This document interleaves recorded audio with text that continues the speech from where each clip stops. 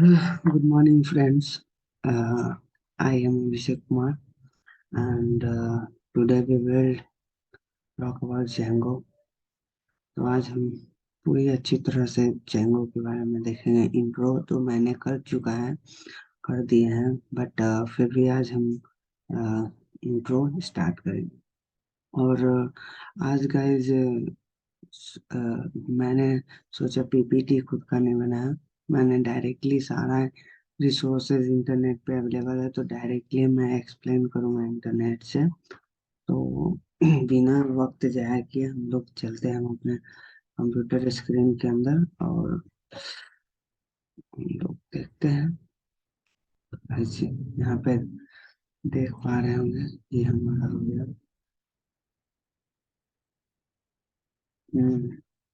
ये W3 school के websites है, जहाँ पे आप जेंगो फ्रेमवर्क को बेसिक लेवल पे आप सीख सकते हैं। तो मैंने सोचा कि पहले बेसिक से ही, मतलब बेसिक लेवल इतना है कि आपको जेंगो को समझ पा सके। इस वेबसाइट पे अब बहुत अच्छी तरीके से यहाँ पे बताया गया है। तो चलिए देखते हैं। तो एक्चुअल में हमने जैसे इंट्रो से देख रहे हैं, तो जेंगो क्या है, तो एक पाइथन का फ्रेमवर्क है जो हमारे वेबसाइट को इजी वे में इजीली क्रिएट करता है। Easier to create a website using Python की मदद से हम लोग तुरंत क्विकली वेबसाइट को बना सकते हैं। Django take cares of difficult stuffs that you can concentrate on building a web application. It means यहाँ पे बोल रहा है क्या कि ये डिफिकल्ट स्टफ को मतलब ध्यान रखते हुए, मतलब बहुत ही कठिनाई को, जैसे कोई कोई डेवलपर, कभी कभी डेवलपर्स को बहुत सारी कठिनाई उसको ध्यान में रखते हुए उसके मतलब जो भी कॉम्प्लेक्सिटी उसका होता आता है उसको रिड्यूस किया गया, उसको ध्यान में रखते हुए। और वेब एप्लीकेशन को बनाया गया। लाइक जब भी कोई चीज बनाया गया तो लाइक इसमें भी एडमिन पैनल और सर्वर एपीआई, ये सब बनाया मिलता है। तो यहाँ पर डेवलपर्स को ये सारी चीजों बनाने में टाइम वेस्ट नहीं करना, क्योंकि यहाँ पे सारा चीज बना हुआ नया मिल जा रहा है। तो इस यहाँ पे क्या होता है ना कि डेवलपर को अपने नीड्स के अकॉर्डिंग जो भी पैकेज, जो भी एप्लीकेशन बना रहे हैं उसके अकॉर्डिंग वो अपना क्या बोलते हैं, वो अपने अच्छी तरह से अपने प्रोजेक्ट का मेन यूनिकनेस पे ध्यान दे। ना कि ये जो सारे वेब एप्लीकेशन में जो मतलब कॉमन चीज जो होते हैं सारे एप्लीकेशन के लिए, वो चीज तो ये बना दे रहा है, बट जब आप अपने वेबसाइट को यूनिकनेस मतलब कुछ अलग दिखाना चाह रहे हैं तो उस पर ध्यान देना अति आवश्यक हो जाती है यहाँ पे जेंगो की मदद से। तो ये एक गुड थिंग है जेंगो का, good features बोल सकते हैं। And the Django emphasize usability of component also, dry repeat yourself, and comes with very to use features like login system, database connection and part of this। हाँ वही यहाँ पे देख सकते हैं। इसका इसमें क्या होता है ना, रीयूजेबिलिटी ये भी सिस्टम है। मतलब कि यहाँ पे एक फंक्शन दे दिया जाता है, क्लास मॉड्यूल दे दिया जाता है। उस मॉड्यूल को इंपोर्ट करके आप लाइक कार्ड ऑपरेशन भी बना सकते हैं, डेटाबेस का कनेक्शन भी कर सकते हैं, लॉगिन सिस्टम को भी आप यहाँ पे यूज कर पाएंगे। जेंगो ये फीचर्स को अप्लाई करता है, बट आप लोग जो भी कोड की यूटिलिटी होती है उसको भी मेंटेन कर पाएंगे। Django is specially helpful for database depend website. जो भी जेंगो क्या होता है ना कि जब भी डेटाबेस से बना हुआ डेटाबेस से कनेक्टेड है उसके लिए फायदेमंद होता है, कारगर साबित होता है। एक्चुअल में how does work Django work, मतलब जेंगो वर्क कैसे करता है। तो जेंगो को हमने ये भी इस पिछले वीडियो में देखा है कि जेंगो एमबीटी पैटर्न पर ही काम करता है, मॉडल व्यू टेम्पलेट के अकॉर्डिंग। तो मॉडल व्यू टेम्पलेट क्या होता है, तो बेसिकली मॉडल क्या होता है कि the model you want to present usually data from database. Model का बेसिकली यही काम होता है कि वो डेटाबेस से हमारे सारे डेटा को वो एक्सेस, प्रेजेंट डेटा को एक्सेस करके वो किसको, व्यू के पास सेंड करता है, रिसीव करता है। मतलब इसका बेसिकली यही यहाँ पे हम देख लेंगे। और व्यू का रिक्वेस्ट को हैंडल करता है, यूजर्स जो भी रिक्वेस्ट सेंड करता है उसको हैंडल करता है। टेम्पलेट बेसिकली हमारा HTML फाइल होगा जो पेज का डिजाइन होगा यहाँ पे, तो उसको ये डिस्प्ले करेगा। अब नेक्स्ट होता है मॉडल की बात करते हैं, थोड़ा डीप डीप से कि क्या है, ब्रीफली हम लोग समझ लेते हैं मॉडल को, और उसको हम लोग आने वाले ट्यूटोरियल में और अच्छी तरह से जानेंगे कि मॉडल्स होता क्या है। एक्चुअल में the model provides data from the database. मतलब कि मॉडल्स जो है वो एक्चुअल में डेटाबेस से डेटा को प्रोवाइड करा करने का काम करता है। मतलब वो प्रोवाइड करवाता है, जो भी रिक्वेस्ट आती है व्यू के पास, वो मॉडल से कम्युनिकेट करके मॉडल क्या करता है, डेटाबेस से वो डेटा को प्रोवाइड करवाता है। यही बेसिकली काम है मॉडल का। तो in Django the data is deliver an object ORM, object और रिलेशनल मैपिंग, और which is technique design to make it easier work with database. क्योंकि ORM के थ्रू हम लोग का ये ये डिजाइन है, तो हमारा जो भी वर्क होता है वो इजिली हो जाता है। हम लोगों को उतनी आवश्यकता नहीं है, मॉडल में हम लोग सिर्फ डिफाइन कर देंगे अपना एसक्यूएल। अब यहाँ पे क्या होता है ना कि हम लोग कोई भी डेटाबेस से एसक्यूएल का सिंटैक्स लिखना हो, चाहे मतलब इस अगर हम लोग डेटाबेस से कभी भी डेटा को एक्सेस करना हो, तो हम लोगों को एसक्यूएल का सिंटैक्स अच्छी तरह से आना चाहिए। एसक्यूएल के थ्रू ही हम लोग एक्सेस कर पाते हैं डेटा को। ठीक।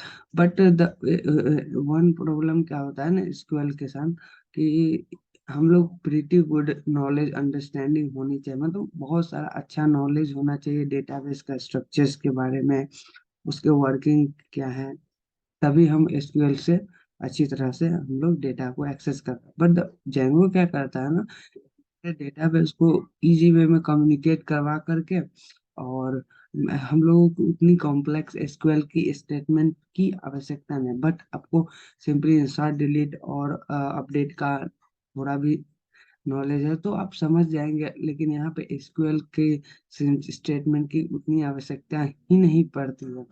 अगर आप इसका बाय डिफॉल्ट जो भी है तो मतलब पढ़ती है, अगर आप एक्सटर्नल करें तो आप यूज कर सकते हैं, बट आप नहीं भी करना चाहे तो उतनी कॉम्प्लेक्स एसक्यूएल स्टेटमेंट भी नहीं यूज होती है यहाँ पे पाइथन में, जेंगो में। तो the model are usually located in file called models.py। अब जब भी हम लोग आगे देखेंगे कि फाइल का डायरेक्टरी स्ट्रक्चर, तो उसमें आप देख पाएंगे कि जो भी मॉडल्स हमने देखे हैं उसका मॉडल्स का एक्सटेंशन होता है models.py। एक प्रोजेक्ट होगा, प्रोजेक्ट के अंदर एक एप्लीकेशन होती है, एप्लीकेशन के अंदर ये models.py हम लोगों को मिल जाते हैं उसके साथ। व्यू फंक्शंस क्या होता है कि ए व्यू इज अ फंक्शन। अब हम व्यू को देख लेते हैं थोड़ा, तो ये व्यू क्या होता है ना, ये व्यू इज अ फंक्शंस और method that take HTTP request as arguments and import the relevant model and find out what the data to be send the to the template and return the final result। Actual में ये क्या करता है, ये जो है जब भी कोई यूजर हम लोग रिक्वेस्ट को एक्सेस करेगा, व्यू फंक्शंस जब भी हमारे को उसको व्यू फंक्शंस को किसी प्रकार की HTTP रिक्वेस्ट आए एज आर्गुमेंट के तौर पे, तो वो क्या करता है ना, वो क्या करता है, पहले जाता है अपने मॉडल के पास, मॉडल चेक करता है। पहले तो यूआरएल को हम डिप देखेंगे कि urls.py भी होती है, तो उसके बारे में भी, तो बेसिकली वो फाइंड करता है कि मॉडल में जाकर के वो जो डेटा है वो मेरे मॉडल में है, मतलब डेटाबेस में है या नहीं। तो वो बोलेगा है, तो वो मॉडल क्या करता है, वो रिस्पॉन्स फिर सेंड कर देता है व्यू फंक्शंस को। और व्यू फंक्शंस क्या करता है, टेम्पलेट के साथ उसको क्या रेंडर कर देता है उस डेटा को, कि डेटा को किस प्रकार हमको फाइनली दिखाना है। तो वो टेम्पलेट के थ्रू व्यू फंक्शन उस डेटा को रेंडर करता है। The views are usually located in a file called views.py। ये फाइल जो भी होगा हमारे जेंगो के प्रोजेक्ट के अंदर, तो वो होगा views.py नाम से एक फाइल होगी। उसके अंदर हम लोग व्यूज फंक्शंस को डिक्लेयर करते हैं। अब क्या होती है ना, टेम्पलेट का होता है, तो template is a file where you describe how the result is should be represent तक। वही बेसिकली हमारा जो भी टेम्पलेट होगा वो किस प्रकार यूजर के एक और यूजर के पास दिखेगा, हमारा डेटा किस प्रकार शो होगा, यूजर तो यूजर किस प्रकार से इंटरेक्ट होगा हमारे वेबसाइट से। तो यही चीज कौन करता है, टेम्पलेट का बेसिकली काम होता है। Templates are often .html file with the HTML code describing the layout of a web page, but it can also be an in other file formats to present other results. But जरूरी नहीं है कि यहाँ पे सिर्फ HTML की file हो, आप वेब पेज के अदर फाइल को भी, फॉर्मेट को भी एक्सेस करता है। ये नहीं कि सिर्फ HTML फाइल, .html फाइल को ही, मतलब .css फाइल को भी एक्सेप्ट करता है और JS को भी एक्सेप्ट करता है, फॉर एग्जाम्पल। लेकिन HTML फाइल ही, बट यहाँ पे हम लोग कंसंट्रेट कर रहे हैं, बोल रहा है HTML फाइल, जरूरी नहीं है। बट यहाँ पे ये जावा स्क्रिप्ट की भी फाइल एक्सेस करता है, अदर फाइल फॉर्मेट को भी एक्सेस कर सकता है। The Django provides a standard HTML describe layout, but the Django tag use। अब Django tag कैसे यूज करेंगे, तो Django tag हम लोग जैसे कि HTML की कोड हम लिख रहे हैं, उसके अंदर हम लोगों को अंदर, उसके अंदर हम लोग जैसे H1 टैग है तो H1 टैग के अंदर हमने हेडिंग को डिफाइन कर रहे हैं यहाँ पे। बट बट यहाँ पे देख सकते हैं, जो माई पी टैग है पैराग्राफ टैग है, बट यहाँ पे जेंगो टैग क्या होता है, डबल करली ब्रेसेस के अंदर होता है। तो जो भी मॉडल हम लिखेंगे, जो भी एक्सेस करेंगे हम डेटाबेस से, वो एक्चुअल में डबल करली ब्रेसेस के अंदर ही होता है। तो इसके बारे में हम और डीपली जानेंगे नेक्स्ट लेक्चर में, जब अपकमिंग आएगा तो प्रैक्टिकल वीडियो में हम लोग देखेंगे। The template of use an application is located on folder name templates। जो templates जो होता है वो folder name templates के अंदर ही स्टोर होता है। तो एक्चुअल में यूआरएल्स क्या होती है, तो Django also provide way to navigate around the different pages in website when a user request a URL and Django decided which view it send will send। अब क्या होता है ना कि एक Django प्रोजेक्ट के अंदर हमने बात की थी कि यूआरएल्स डॉट पाई भी होती है। तो यूआरएल्स डॉट पाई के में बेसिकली ये काम होता है कि जब भी यूजर कोई रिक्वेस्ट, यूआरएल्स डॉट में बहुत सारे यूआरएल को हमने डिफाइन करके रखा होता है। अगर वो यूआरएल्स हम लोग चाहे ने तो पहले जब रिक्वेस्ट, अब कोई भी यूजर क्या करेगा, ब्राउजर पे जाएगा और यूआरएल टाइप करेगा, जस्ट इंटर करेगा। जैसे यूआरएल एंटर किया तो वो रिक्वेस्ट आया किसके पास, व्यू फंक्शंस के पास। तो व्यू फंक्शंस पहले तो जैसे ही आया तो जेंगो डिसाइड करेगा व्यू के द्वारा कि क्या हमारे यूआरएल्स में वो यूआरएल अवेलेबल है या नहीं।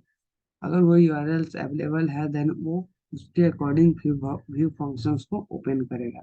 और व्यू फंक्शंस जैसे ही वो ओपन हो जाए तो उसके बाद वो चले जाएगा मॉडल्स के पास। देन वो मॉडल रिस्पॉन्स दे करके वो टेम्पलेट के पास आएगा, और टेम्पलेट मतलब कि व्यू फंक्शंस के पास फिर आएगा, और व्यू फंक्शंस क्या करेगा, उस डेटा को रेस्पॉन्स के तौर पर रेंडर कर देगा टेम्पलेट के साथ। तो बेसिकली यही यूज होती है।